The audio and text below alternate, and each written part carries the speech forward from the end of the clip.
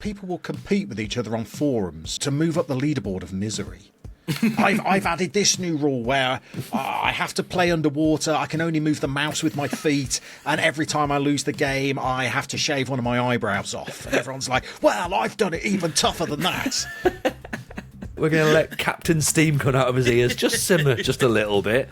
My best moments, like with the happiest smile on my face, and like me, like yes, I've actually achieved something. It's never like seeing my team lift it. It's like using data and then bringing someone from Latvia and then he's scoring on his debut. Like the way when that ball goes in the back of the net, the way I jump up and start running around the room and stuff live, and like that's where all the joy comes from, rather than actually winning the thing. You sure as me that you meant to get on? I've really, you know what? I thought Aaron was going to be the liability in this episode. It's not, it's me.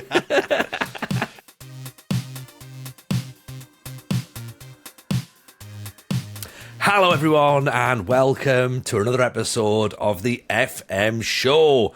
I'm your host, Tony Jameson. Joining me, as always, is the ray of sunshine that is RDF Tactics, aka Aaron Falloon. And Aaron, it wouldn't be an FM show without a wonderful guest. I wonder. Everyone, say hello to the one and only FM Llama. Llama, how are you, pal? Are you well? Very well. Fabulous to be here. This is my hat-trick show as well, I think. I think it is, mate. I think it is. If we could stretch to a match ball, we'd be giving you one right now. We could potentially stretch to like one of those penny floaters you get at the seaside. Would you like one of them? Beggars will not be choosers on this evening. I will take it. Absolutely. So there you go. You get the match ball. We're going to kick it away, and it may end up in the sea. It might end up in the car park. We just don't know. So how's life been treating you, Llama? It has been a little while since you've been on the show. Absolutely. I mean, FM still goes from strength to strength. I think most people are looking forward to FM 25 now, but we're in that purgatory where we've still got, 3 months left of FM 24? Yeah. Lots of people might be looking for a new save just to get them to the new game release. So maybe we can help with that during this episode. Maybe we can. Just hold that thought for 2 seconds, because we're almost giving them a little bit too much too soon, aren't we, Aaron? Yes, we are. Or almost. Yes, we are. Yeah, we're giving them everything right now. Yeah. Cheers, Aaron. Yeah. Aaron, how's your week been, pal? Has it been a good one? Yeah, it's been a good one. A lot of tactic testing, currently struggling with one. It's a 4-2-3-1, which should, normally when I do those, they're pretty easy to do. Sort of kind of takes me 2-3 goals, but this one, it's been a few days. It's handsy flick as well, so it's sort of like gegenpressing. It's almost like all the instructions to make a successful tactic, but for some odd reason, I don't know if it's Barcelona, but it just isn't clicking the way I want it to. So I'm still going, still going. And that's where, talking about new save ideas as well, I've been getting a little bit of fun just coaching top clubs for some reason. Sometimes you just manage Real Madrid to see Mbappe running through and this is fun.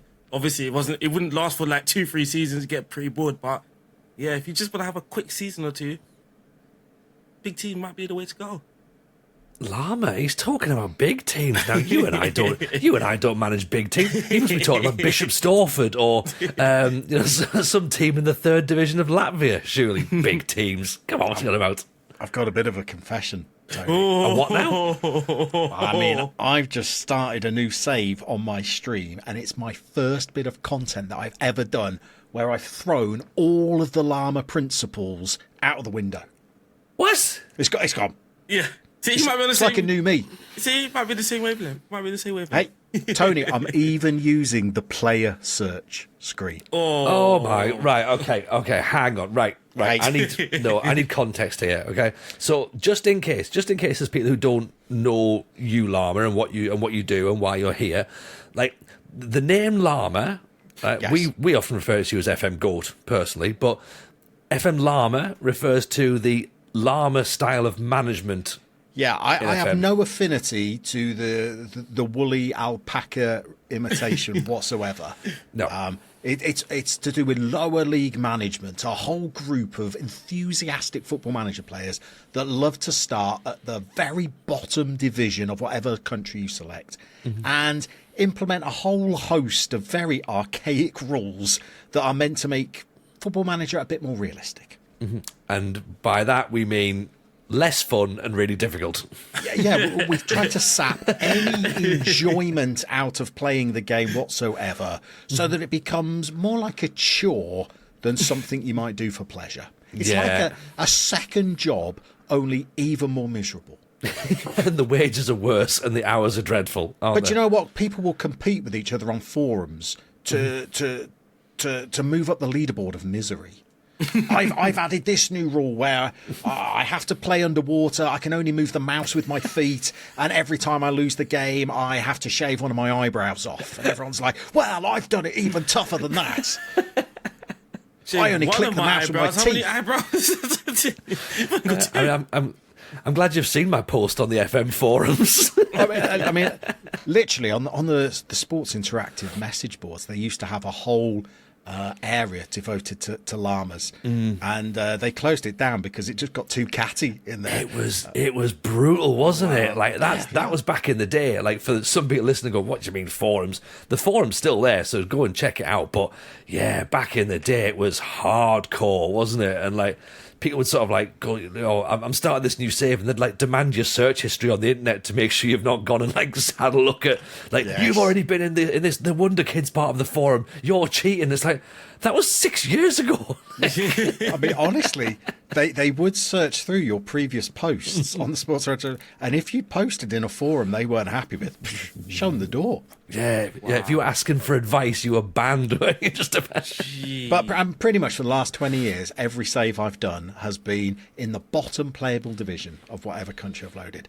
And I was just looking for a quick save to do for maybe a month's worth of streams before I take a bit of a hiatus while I go away with the family. And we just threw out all the llama rules and we decided to do something a bit more novelty. Okay, well, the rules are there to be broken, I suppose. You know, I mean, I'm feeling a little bit uneasy about it, to be honest. But it is a nice time to start having this conversation. And you know what? Let's do it early doors. We were going to ease into the episode and sort of like allow it to breathe organically. But you know, we're here. We've already started to mention it. It is the point of the game cycle where some people are now either completing their saves. And they've been on these long-term journeys. They're completed. They've done multiple short-term journeys. They've had good fun. Maybe someone's looking for that one final, I just want to give something a go that I've not maybe tried before. And, I mean, there really is no other person to get on the show other than Llama, because Llama is the man of 1,000 saves and then some. Wasn't that the wrestler Dean Malenko? Was he the man of 1,000 Man of 1,000 holds, wasn't he? I am Football Manager's Dean Malenko. Wow. Brilliant. Oh, you know what? Lovely name. It is a lovely name as well. There'll be someone sat there going, I've signed him before. Okay, so let's start talking about it then, because Aaron, I'll come to you first of all before we give the spotlight across to Llama. Aaron, you're talking that you've just started making these new saves, and you are a man of 1,000 saves yourself, but that's one game cycle for you. So are you gonna, like, I know you're doing tactics testing and stuff. Yeah. Is there anything that's maybe just like pricking a little spark in your mind's eye right now, going, you know what, maybe a couple of months I could do, 3 seasons, 4 seasons or something? Is there anything that's maybe got a bit of fire in you? I don't know. Every time the idea comes, something happens during a tactic test. I'm like, yeah, that's why I've stopped playing. That's why I don't do saves anymore. So I do try, I was doing the Marcelo Bielsa tactic. He's currently managing Uruguay. So to test the tactic out, I didn't want to do it just in Copa America. I can't really tell if it's a good tactic or not. So I just went and picked Liverpool FC in Uruguay. And yeah, it was everything's going fine. I'm like it does. In Uruguay, you do get that, this is this is different to the Premier League. That you get that feel that this definitely feels I'm abroad sort of thing. But then I just hit the woodwork 2 times. I'm like, oh man. But then it happens the next game, then the next game. I'm like, see, this is the sort of stuff that I can, during the tactic test, it's fine because I still might escape with a 1-0 win, or that draw might not matter so much in the grand scheme of things. But it is that sort of thing. I'm like, see, when I am streaming and the pressure's there, and I've hit the woodwork twice in the last game, I've just hit it twice in this game, that kills my enjoyment sort of thing. Because it's sort of predictable. Right. Like, it's like you're walking into a game thinking, don't hit the woodwork today. And that's not like how I really want to enjoy the game. Can I make a quick suggestion? Don't hit the crossbar. Llama, we're going to talk about new save ideas. Okay, that's what we brought you in here for. Is there any other games that Aaron can play that don't involve anything connected to football? Mario Kart is always a winner. Oh, he'll be complaining he's always hitting the tortoise shells or whatever. I might just pick up PSG and then have a thing where every time I hit the woodwork, like, we have to drop or sell a key player. I might have to. Well, Mbappe's no longer there, so actually we'll try that out. Real Madrid. Just first time we hit the woodwork. Oh, that's Rodrigo gone. Hit the woodwork. Oh, Vinicius gone. I think the viewers would have fun. I'm not sure about myself, but trying to win the league that way, possibly a fun idea. I don't know. Possibly. That's a save idea. I just love the idea that... It's the way I can flip it to make it enjoyable rather than, having to grow another grey hair every time I hit the woodwork. Because that's what's happening. I feel what you've done here, though, is that you've gone about the woodwork that much throughout this game cycle that you're in a situation now where you're suggesting you'll take a save where by the end of the first match you'll have no players. Like, I don't... It's just Llama, a different way. that sounds terribly hardcore and depressing, doesn't it? Yeah, llamas would love that. Oh man, it's just I just don't know. I don't know if it's me. It's just I just hit a ridiculous amount of times. It's just ridiculous. Like it gets up where like this is ridiculous. I think the problem is, Aaron, is that you're far too attacking. Right? You need to be passive. You need to refuse to go anywhere near the box. That's another thing as well. So it's always like, oh, of course, like the law averages, whatever. Like if you take 30 shots, something's got to hit the crossbar. Then I have a game where I'm playing Tottenham away. Obviously, I'm in like Netherlands, managing a team not great. It's the same thing. You go there, I have 2 shots the whole game. I managed to hit the woodwork with one of those shots, and it's just like that. I've seen this. My head's just gone. Where Tottenham are having 30 shots, and how many times did they hit the woodwork? Exactly. We'll leave it like that. Llama, we're going to come to you now. we're going to let Captain Steam come out of his ears. Just simmer just a little bit, because you have just started a new save. Obviously, previously on Twitch, you were doing a journeyman this year. Was that right? Good knowledge, Tony. No, I was doing a one club save. One club save. Yeah. maybe. I decided to try and... He didn't even save himself. He was going to save himself. There's no point. No, I'm in your Discord. I keep seeing a different thumbnail every day. Where's all this? Is this YouTube, is it?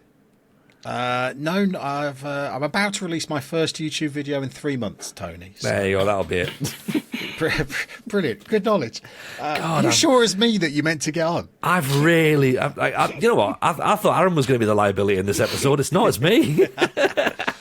No, I did a 12-season, 13-season one club save, so as far from a journeyman as you could possibly get. Yeah. And you'd be delighted to know I failed at it, by the way. Oh, okay. So what was the scenario with that one? Sorry. I wanted to become the first club from northern Sweden to win the Swedish title, using only players from northern Sweden. Yes. Turns out I couldn't. No, that is limiting that somewhat, isn't it? Yeah, well, only 12% of Sweden's population are from the north, so I was basically selecting from failed ice hockey players and people that work down a mine. Okay, and so how many seasons did we say that we got with that? I think 13 I clocked 13, out on. Okay, cool. I mean, I didn't get sacked. I put my Twitch viewers out of their misery. Yeah. Because I think we'd done maybe 6 seasons in the top flight where I'd come between 8th and 12th every single season. And I think that's the thing, isn't it? When you're in a long-term save like that and you've given yourself really heavy restrictions, you do have to at some point make that call and go, we have to move on now. We have to do something new. Like, we're not going to get any further. And obviously, it's a great time to start considering that. So, where are we now? What's your new plan? So on Twitch, I decided to let my viewer vote on. Viewers. Someone's vote. underselling themselves here, aren't they? A little bit of that means we're out of the comedy section now. So I decided to let my viewers vote on a new save. I gave them a choice to 3 clubs. I wanted to do a really short save, 1 to 2 seasons. That's really short for me. And narcissistically, I wanted to do 1 to 2 seasons with a club who is either having or has just had a wretched season in real life. So I gave them the choice of Forest Green Rovers, who've just suffered relegation from League 1 to League 2 to the National League. Yeah. I gave them Napoli, who just put up one of the worst Serie A title defences in the history of Calcio. Yeah. But they chose Dundalk from Ireland, who are one of Ireland's most successful ever clubs, particularly over the last decade. I mean, even little European forays that were quite successful, but they're struggling against relegation in the league this season, and they voted to go there. Oh, cool. Excellent. And because it was such a short save, only maybe 1 to 2 seasons tops, we decided to throw out all of the Llama rules and just have a bit of fun with it. And I even did that thing that I see the call streamers do, where somebody barges into the chat and says, oi, oi, oi, oi, lads, look at this player. He's mega in my save. And we actually look them up. I don't normally do that as a Llama. Oh, okay. Yeah, I was going to say, I have that, but then I sort of go, we're 18 seasons in and we're managing in Greece. Yes. So, I'm not going to do it. And it's the same as well when they go, I'm 17, I'm a real player. And I'm like, I don't think you made it. I'm sorry. But yeah, so we're playing it like the youngsters play it. And I've only lost twice all season. And we had a good little European run. And turns out Football Manager is actually really easy when you stop playing with all these stupid rules. don't know what I've been doing all this time. Literally, you just turn up, season 1, win the league. Okay, excellent. That sounds far too cheery. That sounds far too cheery, Llama. Is this how people play the game, Aaron? Do people just do that? They just put a save on and they go and win? Well, during this time, it could be an option for some people because it's an opportunity to win something they haven't won before. So it could be a new experience for some people. But I wouldn't suggest, if you're looking for something longer term, I wouldn't suggest it because, like I said, like me managing Real Madrid, it's fun. After a season, seeing Bellingham score 20 goals, I can't imagine going into 2nd, 3rd season of seeing that sort of thing. Like, yeah, we're gonna win the league. Like, it's 5 games in. Yeah, we've won the league. Just smashing Team 7-0 away from home and stuff. Obviously, some people enjoy that as well, but majority of us, we probably can do that for a couple of years and then sort of just move on to a different country. During this, I'll just say there's some things though, because obviously FM25, some game modes are not going to be there, so experiment with create a club or something like that as well. There's something like that for you to try out. That could take up to a Football Manager session, so probably take out your Monday just creating the club sort of thing. So that could actually be a project till FM25. Well, be sad that you can't then continue it though. If you do get into it, it'll be a bit sad you can't continue it, but yeah, it could be a little project again for some people. Because I was actually thinking about doing that Red Bull London. I've seen like FIFA creators do it a lot, but I haven't quite seen. Well, someone's done it because they sent me their assets. But yeah, a Red Bull London, where I was just gonna put like Wonder Kids in one team and then just have a blast. Because I know again people will watch that sort of thing. Okay, well, you know what? I quite like the idea of that. But Llama, let's say, for example, not everyone listening to this podcast is, of course, is a content creator. Loads, in fact, I would say the vast majority of our audience are Football Manager players who are sat at home with their laptops or their desktop computers or their consoles or their mobiles, and they're going, right, come on, Llama, I need a new save and I don't know where to begin. So shall we start rolling the dice, and we'll just leave you to go and you can tell us where's somewhere interesting that we haven't been before. All right. Well, it's a funny old time of year in Football Manager, isn't it? Because the game's been out for quite a few months now. And I mean, personally, I find people get really excited when FM first comes out. They play it really intensely for a few months. And then they kind of, their save comes to a natural conclusion. Yeah. Maybe life gets a bit busy, family, work. We remember that we've got those things. And maybe they take like a month or two off. And I find it's this time of year when people really get the itch again. You know, we've got the Copa America and the Euros on, and people are going, whoa, I could kill for a game of FM right now. And all the clubs are back in pre-season training, and the signings are happening, the transfer rumours are whirling. And I find people, they're just getting that little scratch now, going, go on, I could just go for a little save. But I don't want anything too long, too many seasons, because FM25's out around the corner. So I've got some ideas of, very light, summery, quite short saves that people could do if they just want something to get them through till FM25. But, some people, they really burn the midnight oil playing this game. So I've got some longer ideas for people as well. It depends what you'd like to start with, Tony. Something more miniature or something more a little in depth. Aaron, I don't know about you, but I think maybe something light and summery and short sounds like a nice idea, doesn't it? That's kind of packaged quite nicely for me. Okay, so look, I mean, let me give you the save idea that I absolutely love, and I know all of your viewers are going to hate. That's my job, Llama. Because nobody rates international management in FM, do they? Ooh, no. I love it. I absolutely love it. The funniest thing, going back to last week's episode, please, people, if you haven't seen it, go watch it. So Sam Maggio has been doing international thing a lot. So I was like, we always hate it. So we're gonna give Sai a chance to give it some praise. So it was like, Sai, so you've been managing, you must like something. He's like, nah, shit. I honestly love it. I love it. My favourite ever save was an international save. And I love them at this time of year as well. You're watching teams like Georgia at the Euros and you just think, oh, good grief, I would love to just have, maybe 4 seasons. Can I take Georgia to a World Cup? I don't think, I wouldn't advocate maybe starting international saves and, seeing if you can win the Copa America with Argentina. I don't think there's a lot of fun to be had there. But what about taking one of the lowest ranked nations or the lowest ranked nations in one of the different federations and seeing if you can improve the fortunes of that nation as a footballing entity, such as maybe you take charge of Sri Lanka, the lowest ranked nation in Asia, 206th they're ranked in the world. But they've got, a nice little diaspora of players around the world that you can try and get to commit to Sri Lanka rather than the dual nationality nation that they have. Or maybe you go for Anguilla in CONCACAF, or I really like the idea of Somalia in Africa, 199th in the world. Can you take them to an AFCON tournament? Again, when you're talking about diasporas, a lot of Scandinavian nations have lots of dual nationality players that are eligible for Somalia. Another African nation that I think would be great would be Equatorial Guinea. Of course, Lamine Yamal would have been eligible to play for Equatorial Guinea. I think there's a lot of players in the Spanish database that are dual nationality.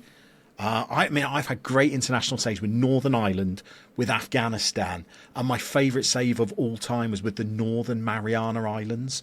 I reckon I probably did about 20 years managing the Northern Mariana Islands and just trying to qualify. They were only eligible, because they're a non-FIFA nation, only eligible for one tournament, the East Asian Championships, and I would just play it every 2 years. I think I actually like that. Yeah, I genuinely think I do. That's what worries me, Tony, because if you're on board, it's probably not a great idea, is it? Well, no, because the thing is, it sort of ties in with something that I've mentioned a couple of weeks ago, because when Scotland got knocked out of the Euros, again on this podcast, I said, look, Scotland need to look at how they rebuild the international nation and how they put a player pathway in to identify Scottish players that will be good for the national team to go forward, to move us forward. And I thought, right, here's a database, I'll make it up, and I'm making a video about it, and here's my ideas to do it. I'm considering the same with the US men's national team. And what you're saying here, Llama, is you're almost making me think, Tony, this international thing could be the way to go. Well, and I am worried, Llama. Do you want me to tell you the greatest thrill in all football management?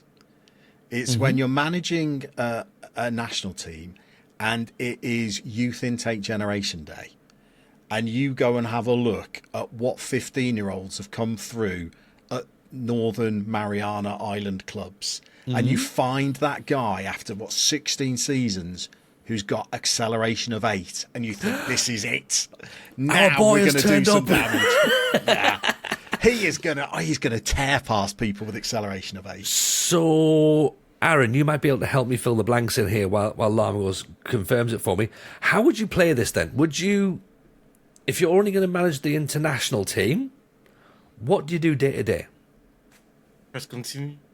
Yeah, no, honestly, it's not a trick question. Because there'll be some people listening going, do I just holiday? Do I just keep pressing continue? What's the best way to do international management to make it interactive, fun, and then worth our while? I think it is like probably what you was doing, or your idea with Scotland. That's something that I would possibly buy into. I remember managing Germany though, and then I think I mentioned this. I tried to ask Antov to play for Germany and not Azerbaijan, and he rejected me. I was like, huh? I've got no hope in any of these saves. He's just rejected Germany for Azerbaijan. Oh Lord, I've got no hope. But what you find, Tony, with the international saves is there's there are periods where you just feel like you're clicking continue, but then there's explosions of activity. So you'll have like 3 friendlies on the bounce, or you're off to a tournament. You got to pick the squad for the tournament. You can go in a lot more detail, and you can be regularly checking in on the league that you've got loaded for the players from that nation. Seeing how under 21 players. You don't even have to just control the senior team with the Northern Mariana Islands. I was controlling the under 8s. Really trying to bring these players through. And do you know the beauty of Football Manager now is that the processing is so quick. It's quick, that you're not spamming, continue endless. I bet that's one thing that the game days move really quick. When I was doing tactic tests, it's like, get into the actual Euros. I was like, this is actually mad quick doing it. So that the game speed is actually pretty good. But I'm just it's the day-to-day stuff in it is what I think I would miss. Can you create a short It's just list? nice at this time of year. It's short term, and it's just you can maybe get 20 seasons and you play essentially what you would have done as one season of game time. Can you create a short list? National pool. Yeah, national pools. Yeah. So and can you create that with columns? Sorry, so like, say like you would in your shortlist in a normal game, you can create your columns with all the data and stuff. Because now I'm more thinking of implementing it more of the data way, like. You deserve to be called up because of this, rather than you're just the best player. So you can search for 15-year-olds from the Faroe Islands with the highest cross completion ratios.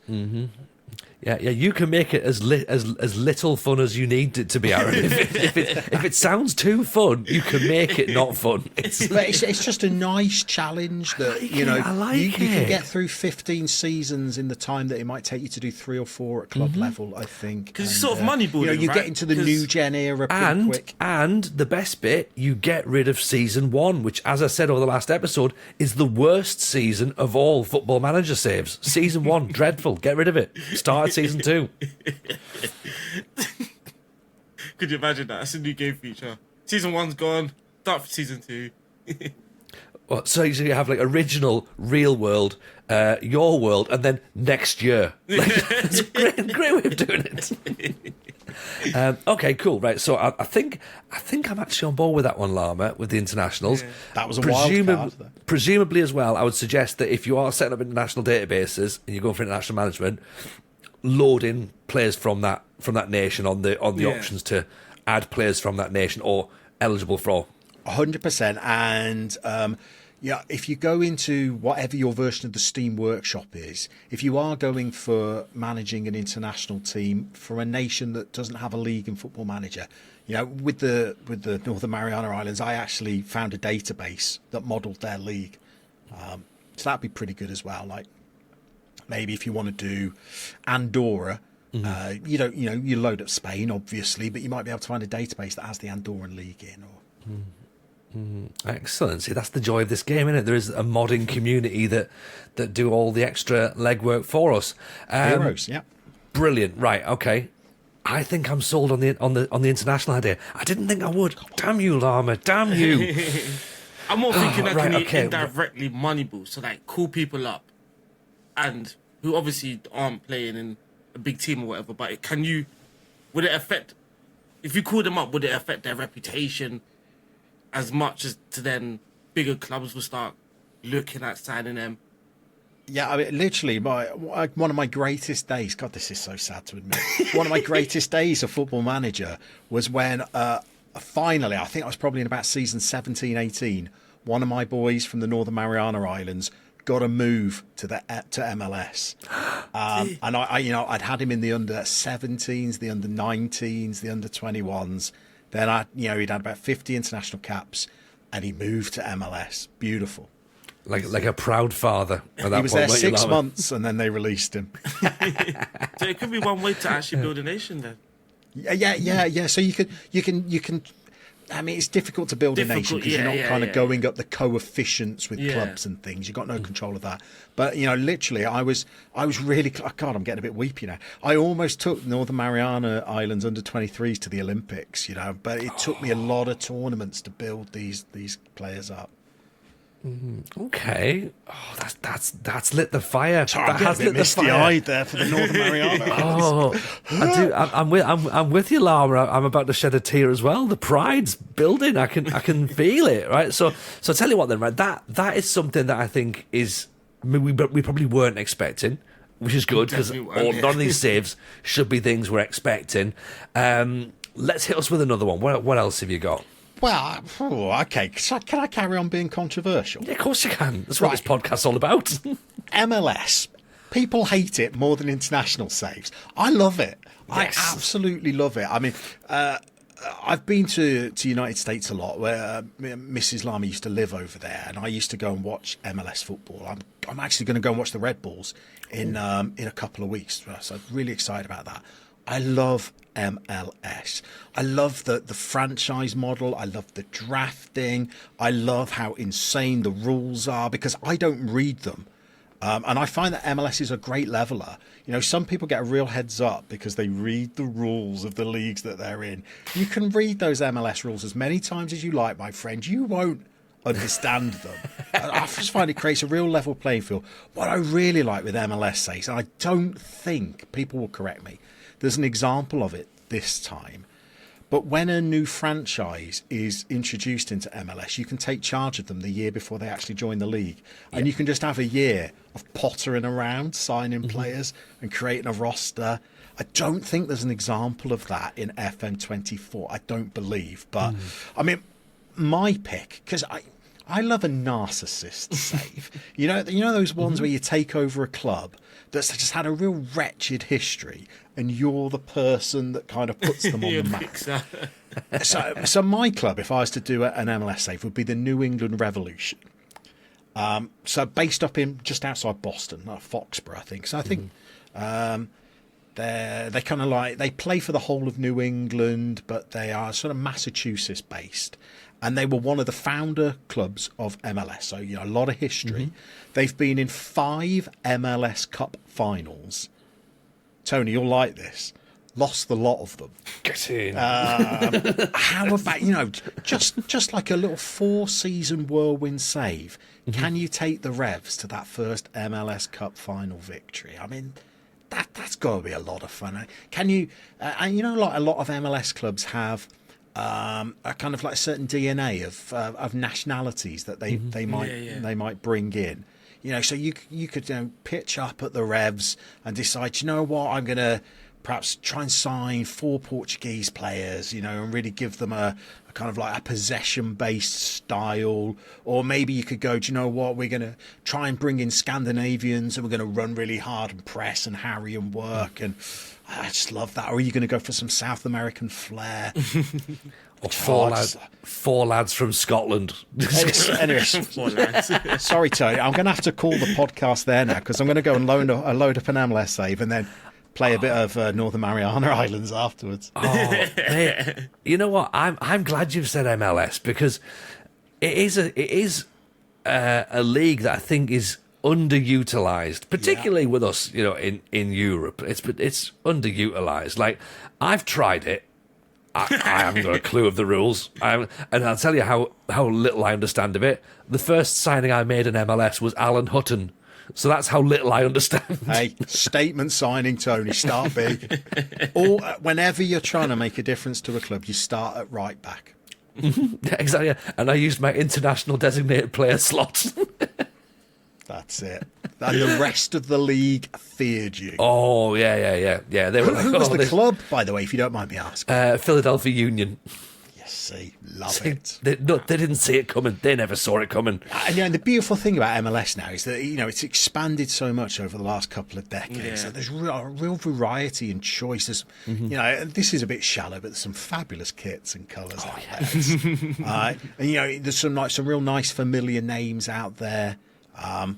It's a good lane. You got players like this, so this probably is not going to be in the game, I wouldn't have thought. But Giroud, I think, is heading out there. Giroud's gone to Galaxy, hasn't he? Yeah. So you can pick up yourself a transfer update, right? No, that'll be it. Yeah, exactly. So that would be my second. Like, if you're just looking for 3 to 4, maybe 3 to 5 seasons, and you've never played MLS before, give it a whirl. It's a lot of fun.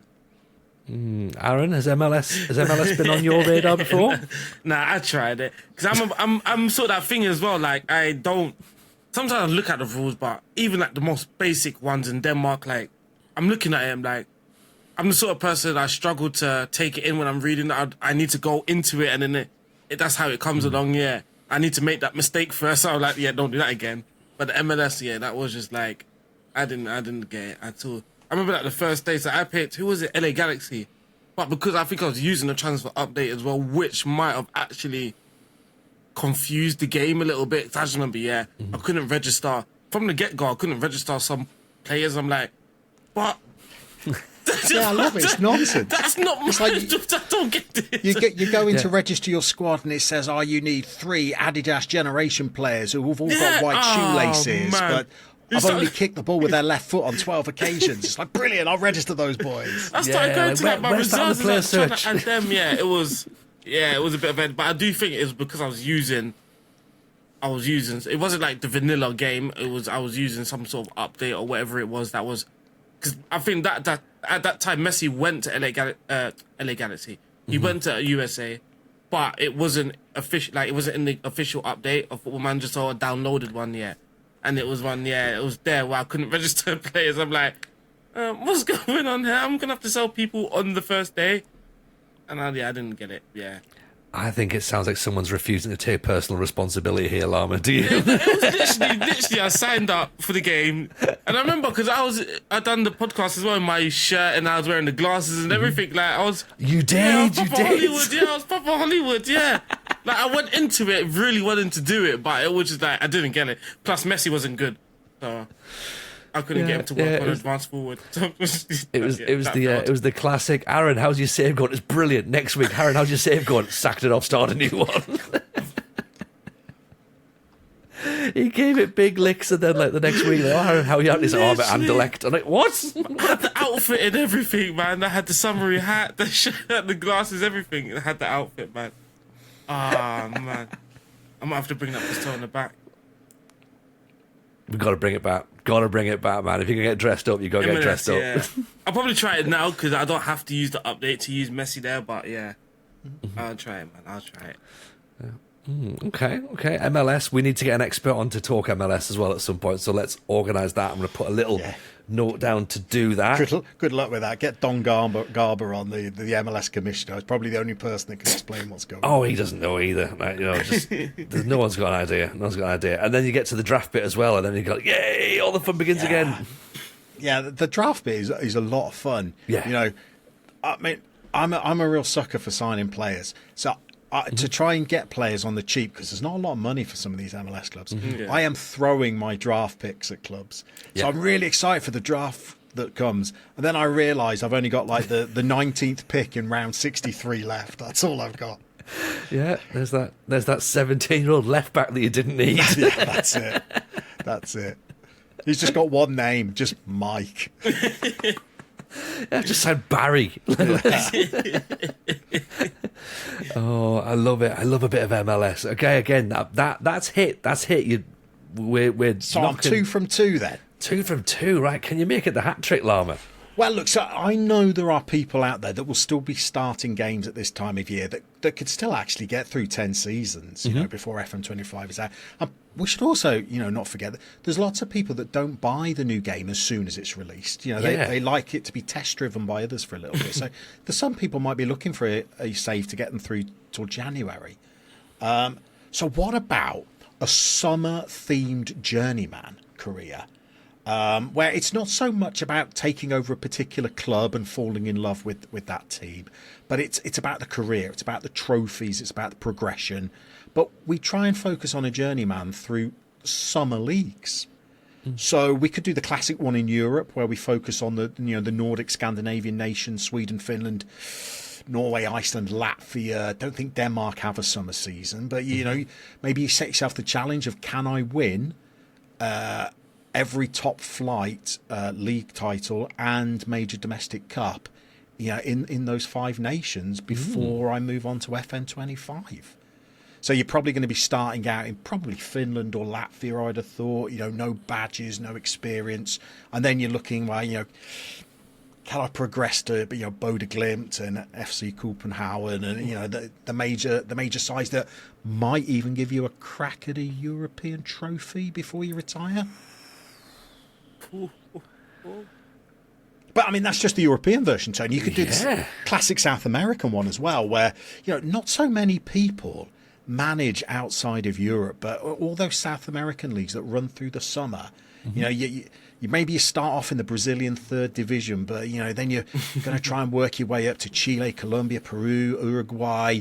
Maybe you want to take on one of those big Buenos Aires clubs one day. Maybe you want to get to Boca. Maybe you want to get to River. Maybe you want to try and win some Copa Sudamericanas, Copa Libertadores. And these are all summer leagues that they're running there, and that's a real nice, beautiful, summery vibe. You're playing FM, you've got a popsicle in one hand, the sun's glaring through the window, you've got an icy drink with an umbrella in it, and you're managing some second-tier club from Chile. That's living, isn't it? Oh, that's summer football right there, Aaron, isn't it? Yeah.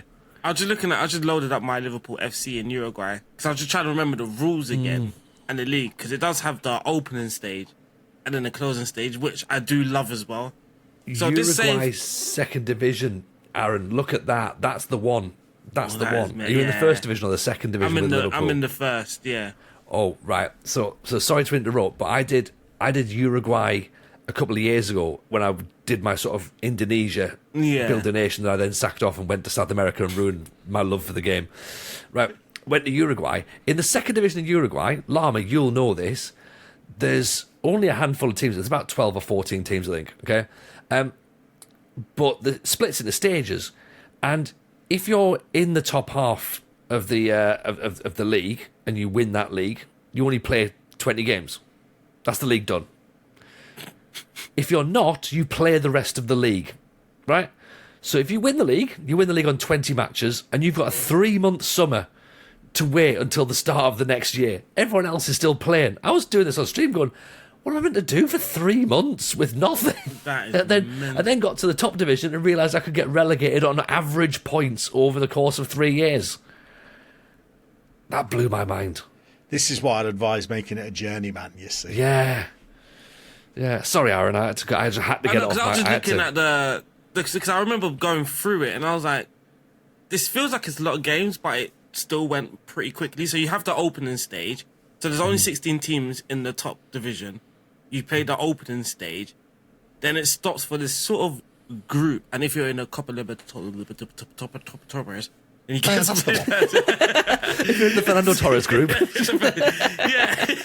So there's like a little cup session in between the opening and closing. Then you have the closing as well. But I remember getting confused at the end because there's like a division playoff, and then there's a division champions playoff. And I'm not sure what the division champions playoff, if you win that, then you've won the league. So you have to play a playoffs to win the league. But then there's another playoff, which that's the playoff I was confused. I'm like, I'm not quite sure what I'm playing for in this thing. We lost it, but I'm not quite sure what I've lost. I've lost the playoff. So some of the competitions in South America probably make perfect sense if you've grown up in that nation. But Yeah. when you're playing them for the first time, some of them, Argentina in their top flight now, there's about 92 clubs in the top flight. Yeah. We saw Brazil have real trimmed down their season now, so they've got it under 600 games a season per club. But what better way to just learn a little bit about football through Football Manager than just heading out and doing a journeyman in a continent that you've not managed in before. I just think some of these nations as well, you just find some unique profiles in players as well. Like, for example, like in Europe, like you see someone 6'3", like, he's gonna have decent jumping reach. But hey, you can see like someone like 6'3", jumping reach 9. So I think it's like, you just see some crazy things in these leagues as well. Or like I've got a player called Luciano Rodriguez. He's quite young, so he could develop. But it's like the physicals, good. Technicals, good. Mental, I don't think he's mentally. He's just not. Concentration 7, decision 6. I've had the opposite. I've had players that I've seen in game who have been physical and mental monsters. They have been so good.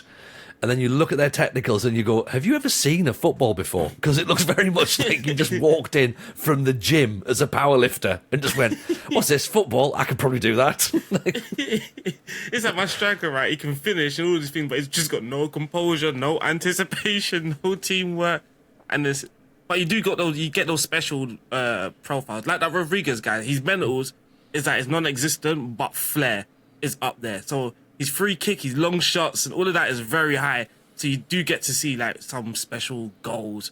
So this is what I said a bit earlier. Like you can feel that sort of difference between the Uruguayan league and the English Premier Division. And I suppose, Llama, if you've got a data update as well, Santos are in the second division in Brazil, aren't they? And that's a rebuild to get Santos back out after being relegated for, is it the first time in their history? Or maybe it's not, but it's certainly a massive moment in Brazilian football, isn't it? Absolutely it is. And I think Brazil in particular is a great destination for the daydreamer, the one that kind of like imagines themselves there. It's not just a computer game. It's almost like they're simulating an alternative life, because you've got teams in the Amazon that you could take charge of. I think they've even got their own state championship in that area. Or, you can head out to one of those beach resorts, up towards the north of the nation. Just imagine yourself, hard for me to imagine, but, you surf at 6 a.m. and then you head into training and then you're at a cocktail bar by 5. You just think, I've been managing this club for 3 years and I've not worn shoes the whole time. And it's easy as well you said before about trying to create a culture and a philosophy with a club. Like you instantly going in there with this, we can all imagine what Brazilian football would be like. Exactly. But imagine going in as a manager and going, right, lads, we're going to be Argentinian. Right, we're going to be bastards. Right, just imagine taking all the silky skill out and turning them proper hardcore. or Tony Jameson taking the best of Blythe out to Rio de Janeiro. 4-4-2, hit the big man early, get it in the mixer. Put it in the mixer. Mr. Jameson, what is this counter-attacking football that you're talking about? I like it because they wouldn't be expecting that. So that's a contrast right there. So come on, where are we, Tony? Are we 3 from 3 there? I think we're 3 from 3. Genuinely, Llama. I think what would you fancy more? Would you fancy summer leagues in Europe or South American leagues for a journeyman? Oh, see, I've done Europe a lot. You're a sucker for those Nordic nations. I am, and it speaks to me a lot, the Nordic nations, because I think I've got the complexion to blend in. I do feel like I should have a go at Brazil at some point. I feel like I should. Could be fun. It could be fun. Aaron, that does sound fun, doesn't it? Argentina sounds fun. Argentina was fun. It's just for Brazil. Just so many games, man. So I don't think the season. For you, it's a lot of games because you have to play them all. For me, I don't mind playing the game. So that this is like in Uruguay, it was a game. Then majority of the season is a game, and then you have like a week break, and then it's another game. In Brazil, it's like you have a match. Damn, we've got another match in like 8 hours. Yeah. Honestly, like you can't put that 5 minutes down. We haven't got time. It just don't stop, man. It's just like it's just like, and then obviously when the actual league starts, sometimes you're still in the cup competitions as well, and it's just like and then the couple of So you literally could be a league game, then the Brazilian Cup, then the Continental Cup, then back to the league again, and that can happen all in 1 week. It's like the NBA, isn't it? The second division of Brazil, really, isn't it? Like, as I say, 600 matches, and then you get into the end going, look at your stats per 90 minutes. They played 3,000 games. With the Uruguay, you still get that opening and closing stage, so it still feels like there's a lot of games, but in reality, it's not. There's only 16 teams in the league. So, yeah. Okay. I'm feeling it. Llama, I think you've done 3 for 3 at this point. Fabulous. And obviously, that's why we've got you on here. What I'm going to do, I'm going to pause it for a second, right? Okay. Not just take inspiration from yourself. What I am going to take inspiration from, Llama, if you listen to Llama going, I need a new save, and maybe you're thinking, I need a team, and I don't really know a team for me, and you want something long term, would you maybe consider speaking to our friends at Surprise Shirts? Hashtag actually an ad, yeah? So our friends at Surprise Shirts have very kindly sent us a gift here from their FM box, okay? Now, Llama, they make a Football Manager specific surprise shirt, okay? Beautiful. So that means that they will guarantee you a shirt from a club that is playable in the base version of the PC game of Football Manager, okay? They think that's the ultimate way to choose your next save, especially now that people are obviously looking to freshen things up in the summer. So, sizes come all the way up to 5XL for that oversized feel, if everyone wants that. So everyone is catered for, and of course customers can tell us which teams to avoid. So say, for example, you don't like pesky sports washers, let them know, and they won't send you one. They also don't send customers a shirt from their own country unless they would be happy to have one, because of course club allegiances are real. We're going to give you some discount as well. We're going to show you what we've got first of all. If you do want to get some discount, there is a code. Aaron, do you want to open yours first of all? And these could be two potential... I hope it's two different shirts, because if it's not, this is awkward. Two potential shirts as well that we might be looking for a club to go for. So, Aaron, you go yours.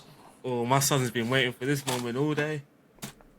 He's sleeping, by the way. I didn't order it in kid sizes, sorry. I should have done that, shouldn't I? So I've got... It looks green. Oh, it's Hummel. Oh, it's Hummel. Oh, have you got my box? So let's open up this beautiful... yeah, je m'appelle Aaron. I've got Saint Etienne. That is beautiful. Oh, yes, Saliba. Oh, my mama, yeah. What is different? Oh. Yeah, this is beautiful. I'm happy with this. I do like the way Aaron changed his own name there when he was talking in French. As if his name changes now. He's not Aaron anymore, he becomes Aaron. Aaron. Yeah, like, you said before about when managing in Brazil, you just go there. Like, Aaron was already on the plane when he was opening that. I saw Saint Etienne, I was like, yes, this is possibly the best one I've had. Yeah. Not even possibly. It doesn't even come close. This is one of the best teams, I would say, named after early 90s indie bands. I've got my save already. That's my save sorted. I've already got my Saliba link up. I'm so happy with this. I've got a big smile on my face. So they're a really interesting save, actually, because not this season just gone, but the season before, I think, Paris Saint-Germain overtook them as the club in France with the most Ligue 1 titles. So, great little save. Try and get them back into Ligue 1. Who knows how many more titles PSG will win by the time you manage to win one. But then you've got to keep winning them and overtake them again. Oh, you also get a pack of Haribos as well. Just, There you go. Man, Llama, you're amazing. That's mad. I just pop up a shirt and just like, yep, just checking the Llama facts. Man knows, doesn't he? The little llama decks is rolling on. That's not my first rodeo. That was so impressive. And then you obviously as well, inside the box, you get some facts about the home team as well. The home team. The team. I love that, Aaron. You had me at Green, Hummel, and then you had me at Saint Etienne. Right, we're going to go. This is what I've got then. Let's see what I've got. So this is my option here. I'm hoping for green Hummel as well, but I'll take yellow Hummel. I have got Max Hummels. I've got Damari Gray, which is really... Oh, right. Do you know what? This is actually really interesting because this could actually be my save for next year. Okay? It could be. What we've got is... It's not Peterborough, is it? It's Peterborough. It's Sunderland. It's a McGeady shirt. Okay. It's blue.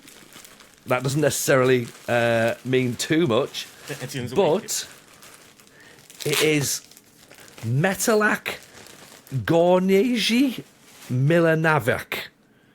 Does that mean anything to you, Llama? Not pronounced like that, no. No. Do you know how it's meant to be pronounced?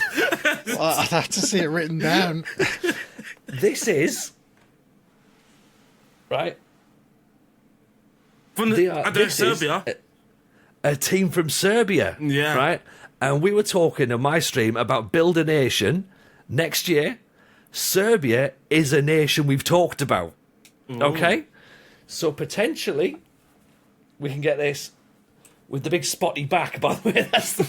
That is very Mr. Tumble-esque.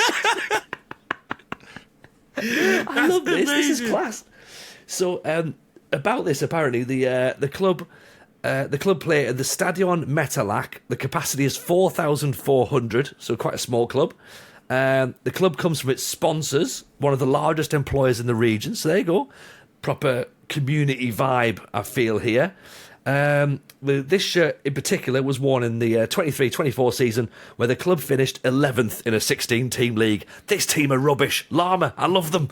Yeah, I bet. But what hope do they have of ever improving if you're going to take them on in a Build of the Nation? No hope whatsoever. Perfect. No hope. But that's a potential option if anyone's thinking about doing a Build a Nation. What you got? This is their I was new kit. confused. This is 24-25. The new one. There you go. Okay, sorry, camera. Yeah. It literally says St. Etienne home shirt 24-25. Right.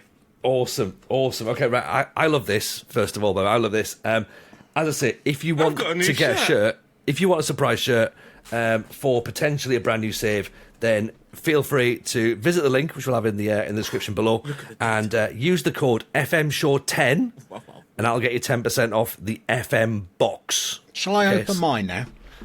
Sorry, Llama, we didn't know you were coming. All right. I can smell Pawi. Well, I tell you what, you do us one better, Llama, right? They are brilliant gifts. Thank you, of course, to our friends at Surprise Shirts. But Llama, you can go. You can roll on some more, can't you? I've got some more if you Come on, want them. Let's have it. Let's have it. You've got me going with internationals. You've got me going with summer leagues, and you've got me going with MLS. Yeah, I swear, maybe, some people, you just can't tear them away from that one club save idea. So I've got some nice summary one club save ideas as well. Maybe, you're just taking a popular holiday destination. So I thought I'd start with one that might appeal to Aaron, first of all. Yeah, because Aaron's a guy, he's a man of the world, he's cultured, he's articulate, he's debonair. So what about heading out to Croatia? Beautiful holiday destination. But we want to be on the coast, don't we? We want to feel the gentle summer breeze in, well, for you two, your hair. What about taking charge of Hajduk Split, Dinamo Zagreb's eternal rivals, not won the league since 2005. You could even make this one a youth only because they've got some beautiful facilities out there. What a beautiful holiday destination. You can see yourself there at some little coffee bar in Split before you head off to training. That could be a beautiful one club save. That's what I was thinking might suit Aaron. That's beautiful because I've been doing a lot of scouting, and I scouted one of their players called Nico Segura, who's from Canada. He's born in Canada and is a Canadian Croatian. And yeah, he was someone that I've been watching, and then I've released a report, and it got sort of some attention from some decent people within the game. So yeah, as soon as I had Hajduk Split, I was like, yep, that's me. That's my team. I believe things there, ain't he? Perisic went. He's playing for £1 a week or something, isn't he? I think. Yeah. So, yeah, they got actually decent teams. So Heron, well, saying that their team's decent now, so I'm not obviously aware of the past 5 to 6, 7, 8, 9, 10 seasons, but they've actually got a decent team on paper. This last year, going into this year. Tony, I've done the same, but for you. So I was, obviously personalised. I love this. Yeah. So when you think of Aaron Fellaini, you're thinking, somewhere, nice and warm, nice and cultured, where everybody's just beautiful, everybody's always got a drink in their hand. Happy, smiling. Hajduk Split would be perfect for Aaron. Tony, I was thinking Scarborough. Yes. They're in Tier 6 in England. The split of the north, as they call it. It's a real roll. It sounds very similar. It's like a northern seaside town. I can see, you're managing the team during the day, then you're in some working man's club, smoky room, doing comedy in the evening, mother-in-law gags, all of that kind of stuff. So I just saw Aaron, just doing a nice 5-6 seasons save and Split. You doing the hard grind of 18 seasons in Scarborough. I mean, you know what? It's only an hour down the road. I could literally commute there. This is perfect. Donkey rides, knobbly knee competitions, renting a deck chair from somebody who's, whose eyes are dangerously close together. I just thought Tony Jameson, Get to a region air. People have only been born and raised in Scarborough. By the way, other seaside towns are available in England's Tier 6, Eastbourne, Weston-super-Mare, Weymouth, Torquay, I thought would be a beautiful save. You could do a journey person just round the British Isles, couldn't you? Just literally doing the seaside towns. Seaside towns, of course, before you even move up the league. Morecambe, Portsmouth, Plymouth. Beautiful stuff. Maybe end up at Peterhead in Scotland, possibly. Indeed, or Arbroath, perhaps. And so then I started going down a bit of a rabbit hole of. I started looking at different leagues and whether I could find like a really interesting save at a popular holiday destination in those nations. So Aaron's off to Saint Etienne, beautiful stuff. What about Nice on the Côte d'Azur? 4 league titles in the 50s, not won one since. Relatively new stadium, beautiful part of the world, nice little local derby with AS Monaco. Again, I mean, how long would it take you to overthrow PSG? Maybe 4 seasons? Could be a lot of fun. European football wouldn't be a million miles away, so that one could be nice. Maybe we head out to Tony, a nation that you've managed in pretty recently, Greece. Oh, yeah. Could, of course, go to Crete with OFI. Cup winners in Greece in the 80s, never won the league. Or, if you drop down to the second tier, I'm a bit dodgy on the pronunciations here. I'm going to go Iolikos, who are from Lesbos, which I think is the furthest east of the Greek islands. It virtually caresses the Turkish coastline. In real life, they've just been relegated out of the second tier into the unplayable leagues this season. But if you're loading up a game of FM24, they'll be there. And imagine taking a small team from Lesbos into the top flight, trying to take on Panathinaikos, Olympiakos, PAOK, AEK. That could be a lot of fun. Or, if you're looking at maybe trying to replicate a popular holiday destination and how well they've done in real life, head over to Italy and try and take Como into Serie A. A really interesting story. So they've got quite wealthy Indonesian owners. I think they're the same people that own the Mola TV network. If you've ever seen that. They've, I think is it Thierry Henry that's on the board? It's Cesc Fabregas that is on the coaching staff. Is it the Welsh chap? Is it Ossian? Is it Roberts? Who's the coach there? Who Wales were hoping to try and poach as their national team boss. So obviously, if you're going to load up a game of FM24, you could get a database that kind of moves you into the next season, or you could try and replicate what they've done in real life in your first season in charge. So that could be a lot of fun. But I think, Tony, I've got another save because I remember last time I was on, Aaron mentioned how much he loves managing in the Portuguese leagues. Oh yeah. So your sport, I think they're Sporting Club Firenze are based down in Faro in the Algarve. And I think they are kind of like a mid-ranked top flight side. Obviously in Portugal, you've only got 5 clubs in the entire history of Portuguese football that have ever won the top flight. Most of those, apart from, I think it's 2 seasons, it's not been Sporting, Porto or Benfica. So that could be a nice little Aaron-esque kind of challenge as well.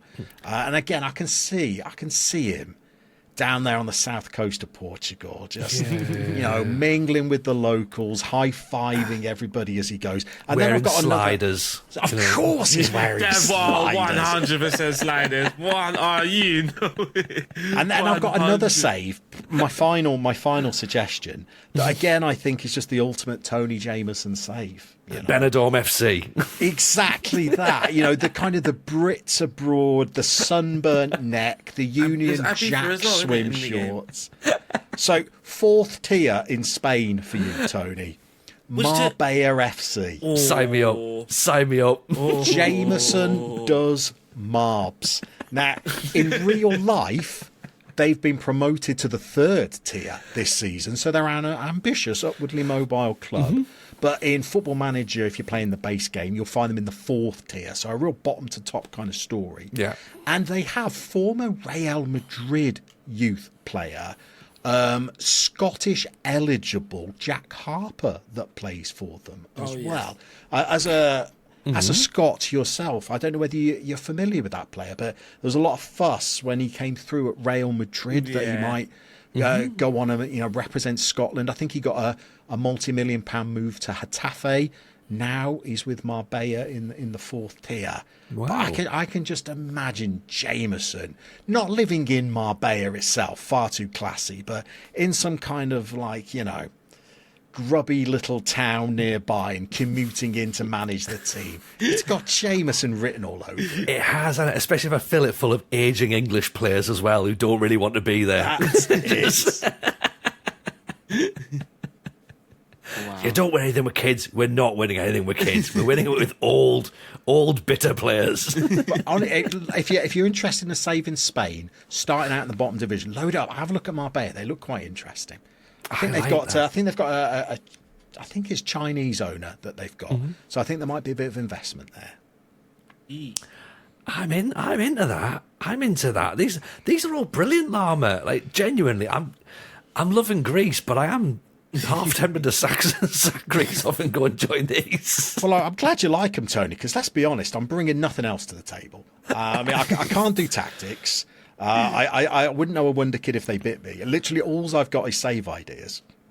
And, you two are just letting some random shirt company pick your saves for you. This is all I've got here.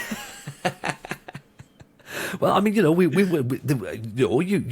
my current, I had a bit of I got myself buffered there for a second. I've told you just right. No, my current save, you picked Larissa for us. This is true. That is my fault.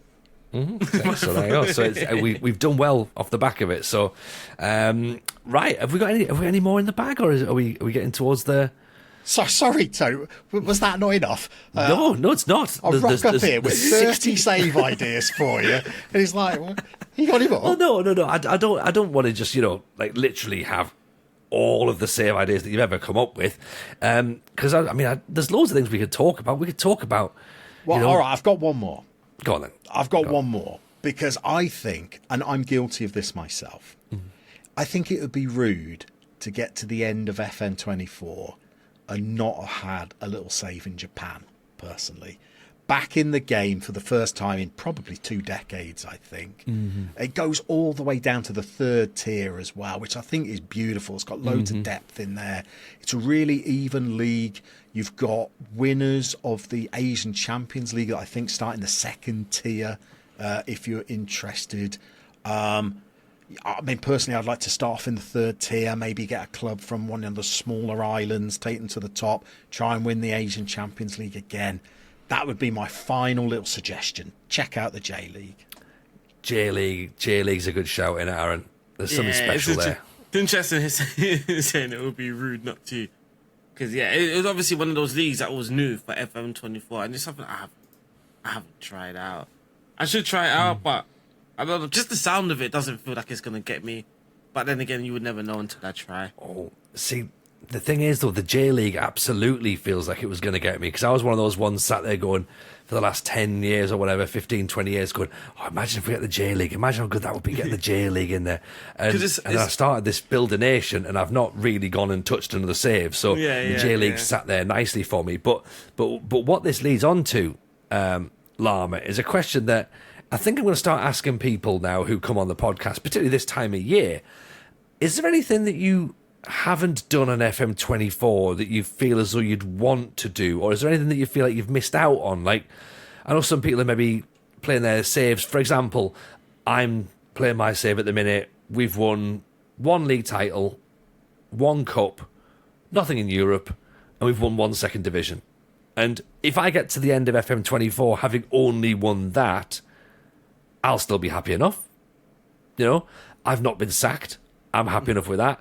Some people will be sitting there maybe going, Aaron, possibly, well, I've won the Champions League, I've won this, I've won that, I've won the other. Like, is there anything that you're in your save where you're going, I would have loved to have done something? Because, you said there about being in Sweden and just going, it was just grim. Like, is this the moment now where you can go, right, I'm off to just win a Champions League. I need something just to say I've done something this year. No, not really. I did a YouTube series earlier in the game cycle, and I won the league in Latvia. So, come on. Back to back, might I add. Back to back. But also, no, I'm back to Llama again. And Tony, you'll understand this. For me, I took a club, it's like I'm flexing now, from the Swedish 4th tier. I took them to the Allsvenskan, and I survived there for 5 or 6 seasons, only drawing players from the north of Sweden. You can take your Champions Leagues. I've made it, kid. I've made it. 6 seasons we survived. Yeah, see that's how I do. That's how I look at success as well. Like Aaron, you've got a trophy cabinet to dust. That's got all these like trophies in it and that. Yeah. I've not even started to build mine yet. It's flat packing. It's in the garage. Like it's don't weird need though, it because I always want, like when I'm streaming and stuff, it's like there's always the build to the trophies, right? And it's like, but I think if you watch back, my best moments, like with the happiest smile on my face and like me, like yes, I've actually achieved something. It's never like seeing my team lift it. It's like using data and then bringing someone from Latvia and then he's going on his debut. Like the way when that ball goes in the back of the net, the way I jump up and start running around the room and stuff live, and like that's where all the joy comes from, rather than actually winning things. I think where the winning things, I think, kind of ruined a bit doing tactics, because it's almost like a thing now that it's just like I've seen this like sort of thing. Like, yeah, I don't feel like I get to that point where I'm like I've built. Cause again, I don't start in those leagues as well where I'm like the 4th tier and I build myself up to the top as well. I'm almost start like I'll go to 2nd tier. That's low enough, Second tier. I think what I'm picking up here, Llama, is that. See, when Aaron does his tactics and he does all his winning and he does all his trophy collecting, and what I've heard is there's little in-game achievements that'll pop up every now and again that says, "Oh, congratulations, you are the greatest manager of all time. You have won these international tournaments." Like he's doing all this, right? Not even acknowledging it because he's just doing it as a test. we've not even seen these things. That like someone could tell me there's an achievement for 10 games without conceding a goal. I'd be none the wiser. My last achievement was congratulations, you successfully ordered Domino's for all of your staff. Someone has said that could be a save idea, right?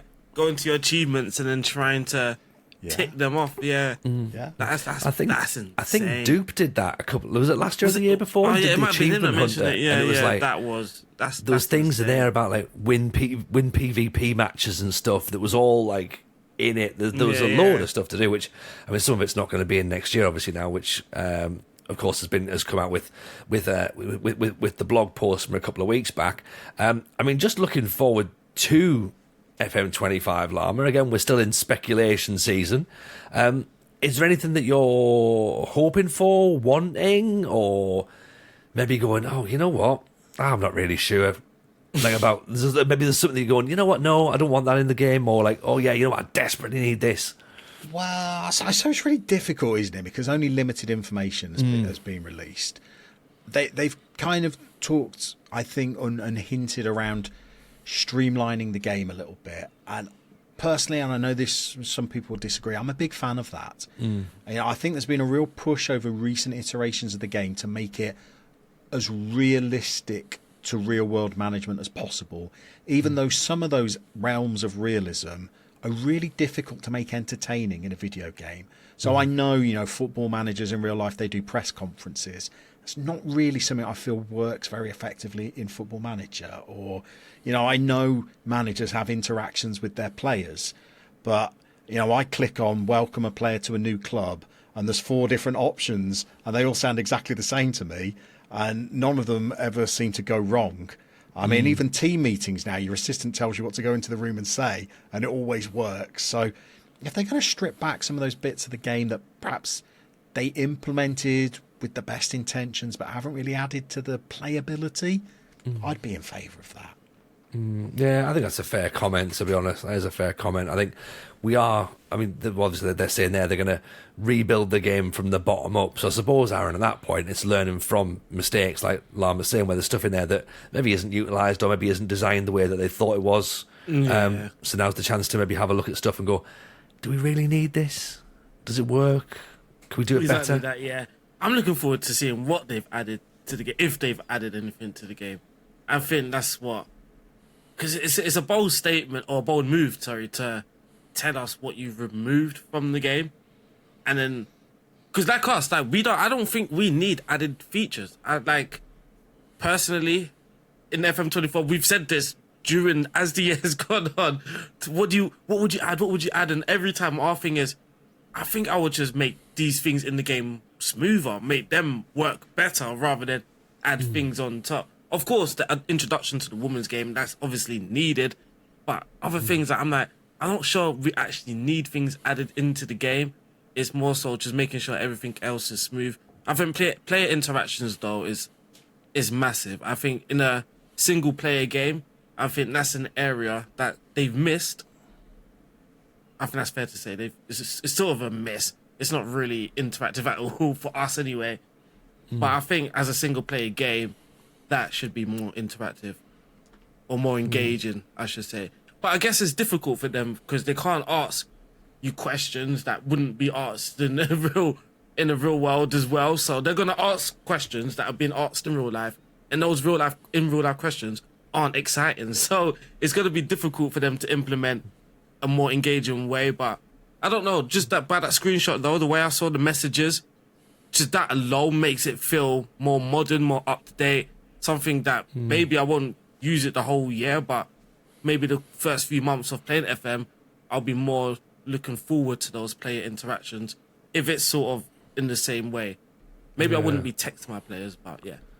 Yeah, I mean, the press conferences one's been a long-standing sort of like argument back and forth, hasn't it? And I know that, press conferences are dull and predictable and boring, and people say, there needs to be like loads more questions.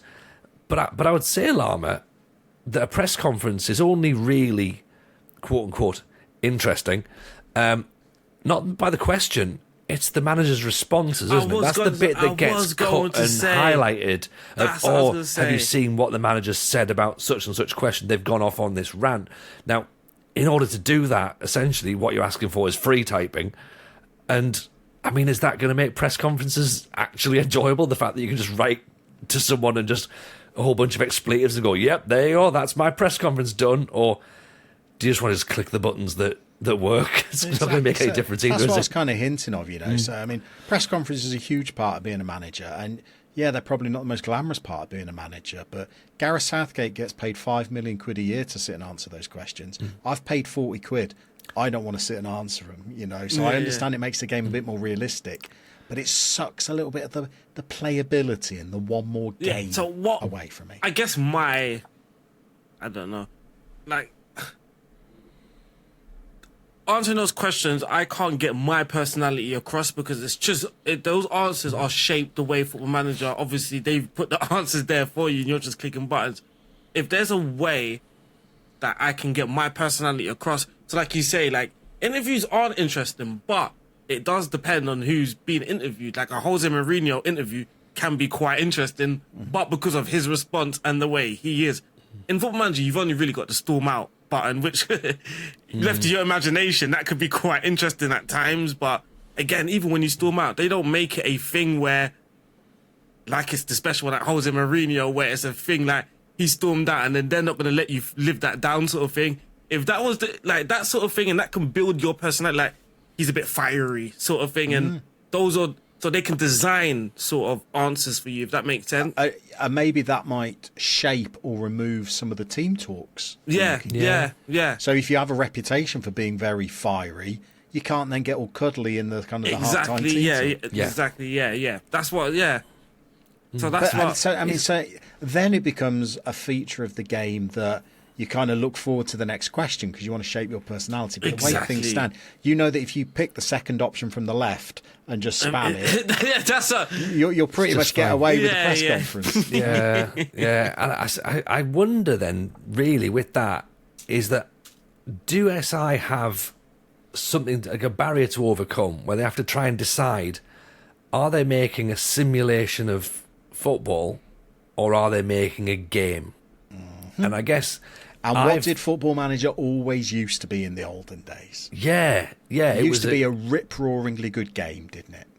And I've got my back up a few times in the past about sort of certain tactics that have been used, and then I'm sort of going, but yeah, people are just and I use the frame, people are gamifying it, and I'm like, but it's a game. Like, let them gamify it. And I've told myself off about it, being like, if people want to play it as a game, play it as a game, because it's a game, Tony. It's not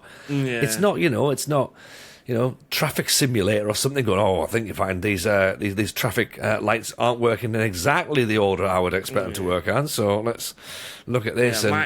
Some people don't need that level my issue is I didn't want it to be a game. I never wanted it, like, I don't treat it as a game. I've never wanted it to be as a game.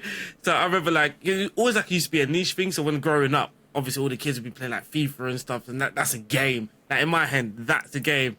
But Football Manager, nah, this is serious business. Sort of thing like, no, you can't touch the mouse. Do not touch my keyboard, please. Football Manager's on the screen. Do not go nowhere near it. Yeah, when I was growing up, I always had that sort of feeling that it was never a game. And I don't know, even now, even though I know it's a game, at the same time, to me, it's just not, I don't know. It's like, I think it's supposed to be simulating something, so.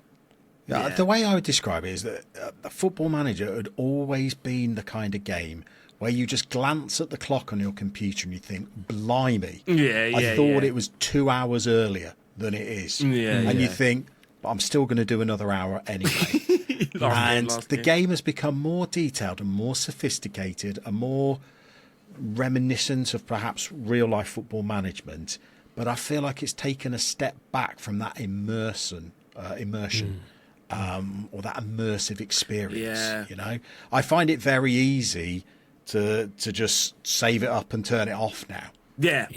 I'm at that point. And the game used to be far more basic. I started playing Championship Manager 93, where I'm sure it was just an elaborate dice rolling game, really, and nothing that you did actually really manipulate the scoreline. But you'd be there gripped, with your eyes, peeled open by two sticks because you've been playing it for the last 24 hours.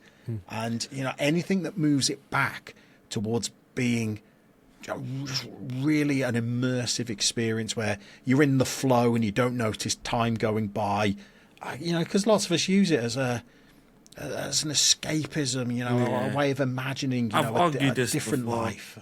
I've argued this. It's even things like removing FM Touch. I've argued this, it's for some, even me, I use it, and obviously the argument is play FM Touch, but I don't have a console. But it's sometimes it's the escapism, right? I don't want to. I've just had a bad day, whatever. I'll come up and turn on the computer, and then it's make the manager. And then it's first day you've got to set this, and you can't skip past that first day. You have to do this, do that. Go to the next day, team meeting, because your team players don't know who you are. And there's all of these obstacles in the way, and it's just this is just slowing down, and I just want to get to a game sort of thing. And I know a few people have that as well. There are a few people have that, and some people, I wouldn't say a lot, and it might just be a small handful that will come to a stream whenever I am streaming, just have a look and be nah, I'm not playing this. I can't get into this. This is the thing, isn't it? You've both made the perfect point there. Escapism is probably the most sort of descriptive way I think people will use FM. You've had a long day at work, right? You come, you want to sit on, just chill out in front of FM, and what you're doing is work again. You're doing job interviews. You're doing contract negotiations. You're doing financing. You're doing the scouting for everyone because the scouts aren't doing it for you. You're doing the tactics. Then you're doing the training. And then you're going, this player's not very well. Oh, well, why is he not very well? Right, filling in his back to work form and that. And it's just, there's too much. Sometimes there's too much. Sometimes you just want the thing of, as you said, get straight in the game. Right, you've got 15 games to save this club from relegation. Go. But also, when you've been at work all day and you've been dealing with idiots all day, you don't then want to be just dealing with just nonsense in Football Manager. Like the player who comes to see you to say, I'm not very happy with my game time. So you just click, all right, it's probably best I sell you then. And he says, what do you mean? I'm fine. I'm fine, yeah. Don't worry He'll be about back in 10 days, this kid. I've had this at work all day. I don't want it in Football Manager.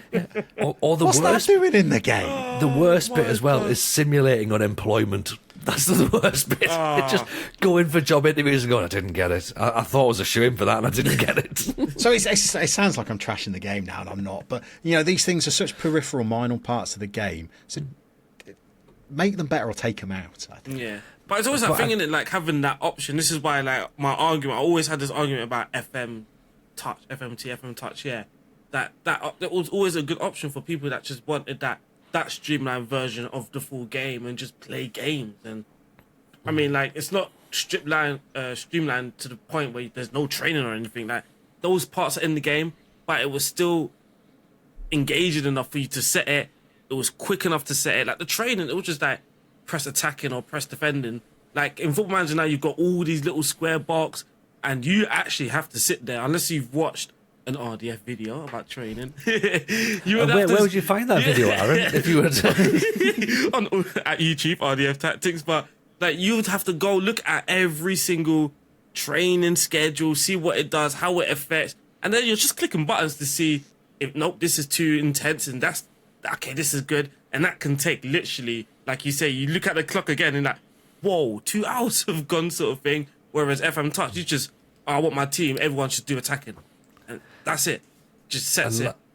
And Llama, there's also the flip side where you can just ignore it all and it doesn't actually seem to be any worse if you don't do it. But it makes people feel like they're engaged enough still. It still makes you feel like you're a manager. You still set the training, but you didn't have to spend 2 hours doing it, sort of thing. So you still feel like you've had that Stinger is a big one, though, for saying he never touches the training. It doesn't make any difference at all. I spend hours fiddling around those little training regimes. Breaks my heart to think that it doesn't make any difference. It's difficult because I don't want to, you don't feel like you're trashing the game. And training, I guess in real life football, right? If you're always doing technical, like your tactical side of things can also develop without you kind of sort of realizing things. But like it can be a bit frustrating when you've literally designed it in a way that you're expecting players to grow in the technical side of things, and it's just like, I don't think my trainers had any effect on my team's finishing because no one's improved, but they've all improved in their flipping composure and all these other things. But just that finishing attribute, it's not changing, even though they're training it quite literally 10 times a week. Why is no one getting better at it? I mean, to be fair, I could give you the phone number of my my fitness programmer who would look at me and go, I've been programming this for you for years, right? Why is it not working? And I can give you a lot of reasons as to why I am to blame, not the program. Training is a bit of a... The only effects I will say that is definitely an effect is obviously if you're doing physical, like you would notice if you've just set physical and you play the game and your team does physical training, you would notice the stamina levels and the fitness levels of your team by the time you get to your next match. But in terms of, I've got Manchester City in 2 weeks, I'm gonna do 2 weeks of defensive training and get to that Manchester City game. I don't feel you are now more defensively prepared for that game. And I think that's the sort of effect that people were sort of wanting. Now, that's not to say that now you've got the right to go to Manchester City, to Etihad, and just get a 0-0 draw. But, you know, like, you don't feel that it's had any effect. Like, let's say you've gone to Manchester City and you've got a plan to play a high defensive line and whatever, you've done training, and you go to Manchester City, your defensive line is just not defensive lining at all. It just feels like, that whole 2 weeks has just been pointless training. There's one thing I want to say, Llama, and we'll sort of like start to wind up, I think, at this point. Like, there's a bit of that feel is lacking, and I don't know how they do it, and I'm not sure if you know how they do it, but I never feel like there's a big game or an important game. Nothing sort of comes through the screen to me to go, Aaron's saying there, that big match away at Man City, the match that you need to get a point out of. You're trying to grind for the title, you're trying to grind to stay up in the league, you're on an unexpected cup run. I don't know how they make you feel like you're part of that experience. Does that make sense? Yeah, it's a good point. I've never really thought about that, but you're absolutely right. And it's because I think Football Manager is so text-driven, because you do get kind of emails in your inbox about how it's the such and such derby coming up and the press are speculating who's the favourites. But because it's also samey, you're kind of using muscle memory and you don't read it. You kind of you glance and you think, I've seen that email. I know what. Yeah. So maybe I don't know. They need to just jolt you out of it with a graphic or some kind of move to a different screen in the run up to a big game, or maybe rather than having press conferences every week, you just have them in the run up to what FM deems a big game, and you know, maybe your answers do have a real big bearing on the morale of your team going into it, or things like that. Just like you say, I've never really thought of that, but yeah, where is that tension? Because you get those players that like have the traits of dreads big games or dreads big matches. It's like, all right, what's a big match? Like, is a big match a cup final, or is a big match a relegation battle? Thing, is it a match against a higher reputation team? Like, what defines big match? And surely that must fluctuate depending upon where you are in world football. Surely. Yeah, I think that's it. With Football Manager, with all these intricate things that are in the game, you want to feel like they do something, they affect something. Yes. And you want to feel like if you make mistakes, you can kind of learn from them and see what you clicked wrong and kind of like develop it next time. And maybe there's some features of Football Manager where I can't really see what it affects. And if I make a mistake, I'm not really sure why all my players have suddenly revolted, and I'm not really sure how I'll do things differently the next time, you know? Yeah. No. You don't want to play Football Manager to be frustrated, like it's a guessing game. You know, you want it to be tactical. You want it to be cerebral. And, you know, maybe people that understand the game really well, you know, because I'm not a tester, I don't really understand the games. Maybe people that understand the game really well would say, well, actually, it is all like that, and you just are such a superficial human being that you don't really understand it. But, you know, I've been playing it for 30 years, and it really, you know, I used to be sat at school watching that clock, not thinking school's over soon. I used to be thinking, I can be on Champman 96, 97 soon, you know? And I want to get back to the days where I get lost in the game. And it's not just because I've got older, because I used to get lost in the game in my early 30s. I was just about to say that. I was just about to say, if anyone thinks it's an age thing, like, I don't think it is, because last year, this was me last year, like, I couldn't come off the game. Like, you see, when I say I was in the classroom watching the clock, I was a teacher for 20 years. I was waiting for the kids to leave thinking, I can be home playing Champman. I just remember, like, it being past midnight, and the kids are literally next door. And I'm like, all right, cool. People chat, one more game. And I'm looking at the clock, I'm like, oh, it's 1:10. No one on Football Manager's going to this time. But I was just like, I can't get off the game. And that was FM 23. And again, through my frustrations of, even then, like, I remember hitting the woodwork. Like, I could hit the woodwork, but then I'm still on the game for so long. But this year, it's like, it's easy for me just to clock out. I could just be like, I'm going downstairs, I've had enough. And then I'll just go. Like, it's easy for me. Before, I've never had that. I've only got that this year, to be fair. Okay, there you go. That's what we need to do then. So ultimately, it needs to be more of a game. Is that what we're agreeing? Possibly. It just needs to rekindle that playability. Yeah. Get Take a that few steps fire back, which is what Llama has done for us today on the show. He's given us the love for these saves that we've never really thought possible. We never really gave much consideration to. But Llama's just been sitting there just with the matches going, how about that one? How about that one? How about that one? And we've got a lovely summer bonfire of some options. Llama, as always, it's an absolute pleasure having you on the show. Genuinely, we love having you. And the response we always get when you're on is incredibly positive. Sorry.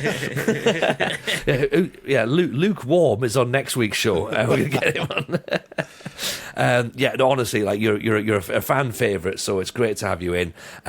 If people want to find more of your work, where can they do so? FM Llama Twitch, Monday, Wednesday, Fridays at 1 p.m, although I'm on my holiday soon, so I'm taking a month off. But by the time this podcast goes out, I'm actually going to release my first YouTube video in a few months.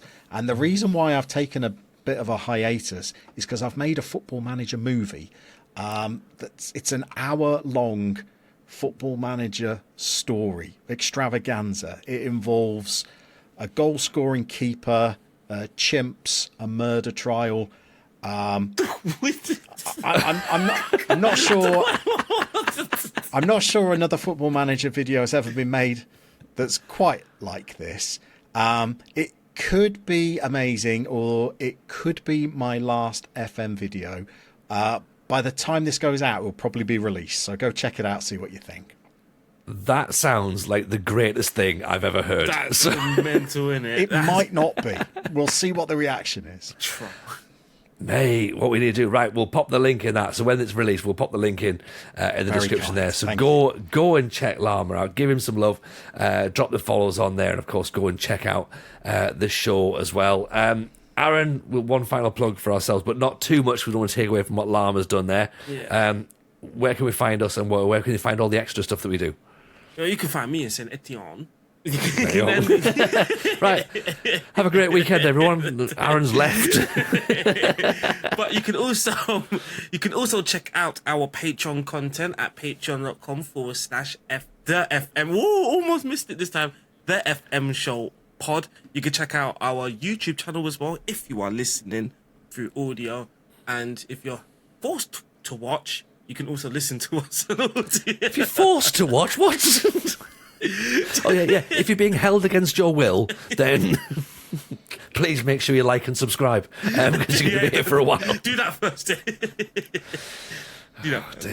Dear. Right, you know what? I feel we've almost diluted your message, Llama. So go and check Llama's content out as well, by the way. And if you are held against your will, please do try and reach out and blink twice. Blink twice.